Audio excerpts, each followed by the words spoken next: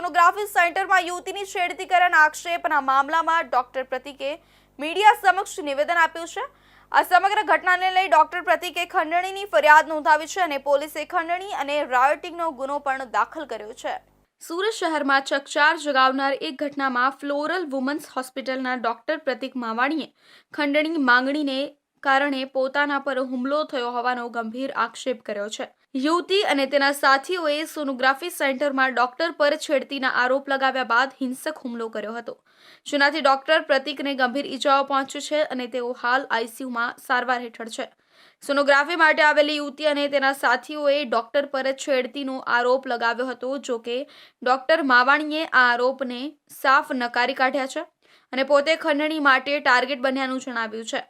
તેમણે દાવો કર્યો કે યુવતી સાથે આવેલા લોકોએ 20 લાખ રૂપિયાની માંગણી કરી હતી અને નહીં આપતા તેમના પર હુમલો કર્યો।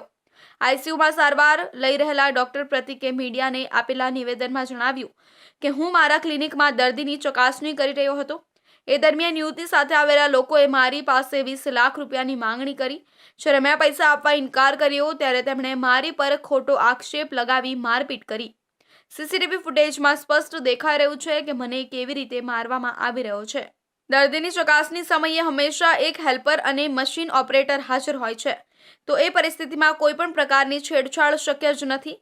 ખોટા આરોપો લગાવવાથી અમે ડોક્ટરો કેવી રીતે કામ કરીશું? સીસીટીવી ફૂટેજમાં સ્પષ્ટ રીતે દેખાઈ રહ્યું છે કે યુવતી સાથે આવેલા લોકોએ ડોક્ટર પ્રતીક સાથે ઉગ્ર બોલાચાલી કર્યા બાદ તેમના પર શારીરિક હુમલો કર્યો।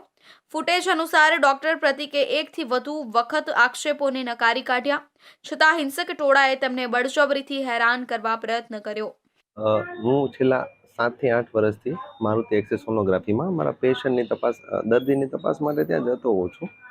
આ વખતે પણ એમની તપાસ કરી અને હું સીધો સાહેબની ઓફિસમાં બેઠો હતો। ત્યાં અમુક અસામાજિક તત્વો આવીને 8 થી 10 જણા આવીને સીધી મારી પાસે કીધું કે તમે છેડતી કરી છે, આરોપ મૂક્યો।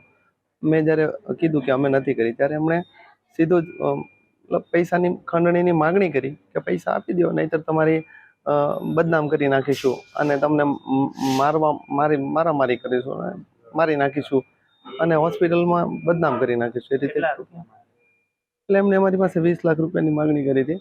એટલે મેં કીધું કે મેં કંઈ કર્યું નથી, તો પછી હું શા માટે આપું? એમ કરીને બીજા અસામાજિક તત્વો આવીને સીધું મારવા જ માંડ્યા અને મારા માથાના ભાગે ગંભીર ઈજા થઈ ગઈ છે। ત્યાં અંદર એ રૂમમાં દર વખતે એક દર્દી હોય છે, એક નર્સિંગ સ્ટાફ હોય છે જે આસિસ્ટન્ટ હોય, એક એક્સરે ટેકનિશિયન પણ હોય છે અને 5 થી 10 મિનિટમાં હું મારું કામ પતાવી દેતો હોઉં છું। આ ઘટનાને પગલે ડોક્ટર પ્રતીકે પોલીસમાં ખંડણીની ફરિયાદ નોંધાવી છે। પોલીસ તપાસ દરમિયાન ખંડણી અને રાયોટિંગનો ગુનો દાખલ કરવામાં આવ્યો છે।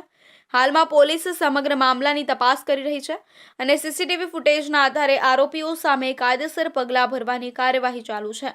આ ઘટના ડોક્ટરો માટે ચિંતાનું કારણ બની છે।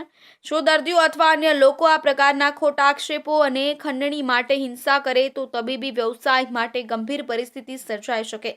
સુરતના તબીબો અને તબીબી સંસ્થાઓએ આ ઘટનાની નિંદા કરી છે અને સુરક્ષા માટે તાકીદે પગલાં ભરવાની માંગ કરી છે।